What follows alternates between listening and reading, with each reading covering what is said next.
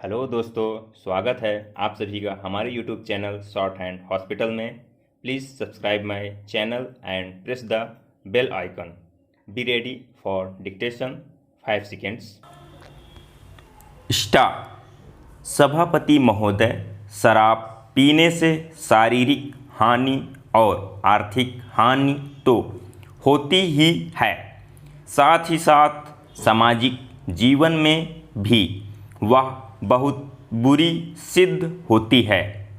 जहाँ पर नशाबंदी खुल गई है, मुझे पता है कि महाराष्ट्र और आंध्र के कुछ ऐसे हिस्से हैं जहाँ पर शराबबंदी लागू नहीं है। वहाँ पर दिन दिन अपराध बढ़ते जा रहे हैं।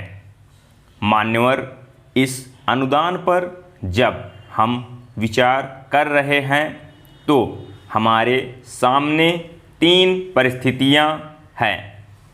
नक्सलवादी किसान विद्रोह, देश के अनेक भागों में अकाल की काली छाया और आंदोलनों की बढ़ती हुई लहर में निश्चित रूप से कह सकता हूँ कि सरकार की अब तक की खाद्य नीति और कृषि नीति असफल सिद्ध हुई है।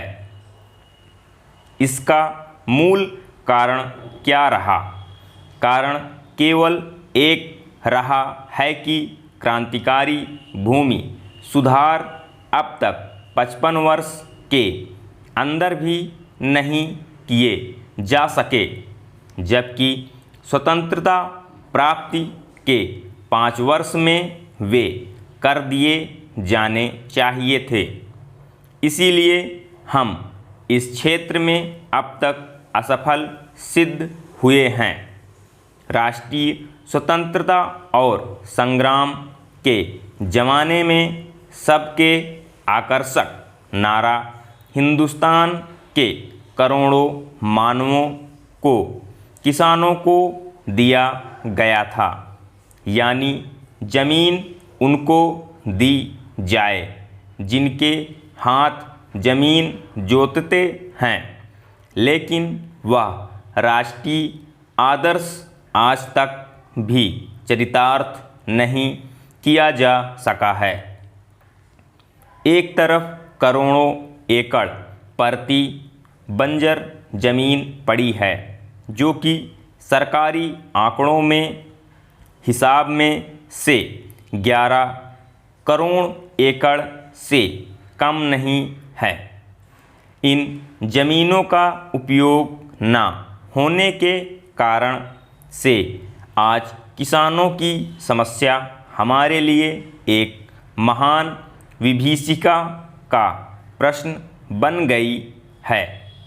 आज स्थिति यह है कि करोड़ों खेत मजदूर, भूमिहीन, आदिवासी, हरिजन एक तरफ पड़े हुए हैं और दूसरी तरफ करोड़ों एकड़ प्रति बंजर जमीन अनेक रूप में पड़ी हुई है, लेकिन उनका संगम समागम नहीं होने दिया जा रहा है। इसीलिए आज बेकारी में भी इतनी वृद्धि हुई है। हम यह नहीं कहते कि प्रति बंजर जमीन को भूमिहीनों में बांटने और भूमि सुधार के क्रांतिकारी कानून से सारी बेकारी दूर हो जाएगी, लेकिन इस में संदेह नहीं है कि उससे बेकारी की गिनती में बहुत बड़ी कमी होगी। सरकार को इस तरफ ध्यान देना होगा। राष्ट्रीय सुरक्षा के बाद जो हमारे देश की सबसे बड़ी समस्या है, किसान समस्या, इन्हीं कारणों से उसका समाधान आज तक नहीं हो सका है। यह कलंक है। हमें हर संभव रूप में किसान की सहायता करनी चाहिए। उपाध्यक्ष महोदय, मैं इस बिल का स्वागत करता हूं। मुझे दुख है कि कई माननीय सदस्यों ने, जिन्होंने पता नहीं किस कारण से कहा तो यह कि वे इस बिल का स्वागत करते हैं, लेकिन वास्तव में इसका विरोध करने का उन्होंने प्रयत्न किया है। आखिर इस बिल में कौन सी ऐसी चीज़ है जो कि हिंदी को कोई एक विशेष स्थान दिलाती है? मैं पहले ही इस चीज़ को साफ कर देना चाहता हूँ कि मैं उन लोगों में से नहीं जो कि हिंदी के लिए कोई विशेष स्थान चाहते हैं। मुझे तो ऐसा लगता है कि जो सदस्य महोदय ऐसा कहते हैं कि इस बिल के द्वारा हिंदी को कोई विशेष स्थान दिया जा रहा है, उन्हें वास्तव में हिंदी का इतिहास मालूम नहीं है।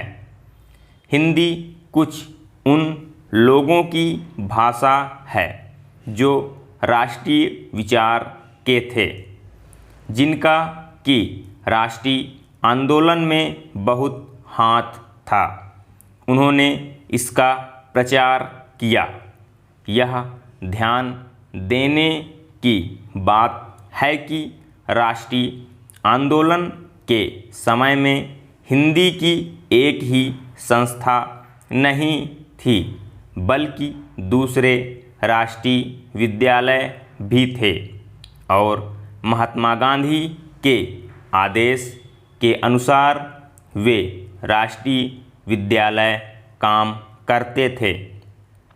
उनके द्वारा भी कुछ डिग्रियां और उपाधियां आदि बांटी जाती थी।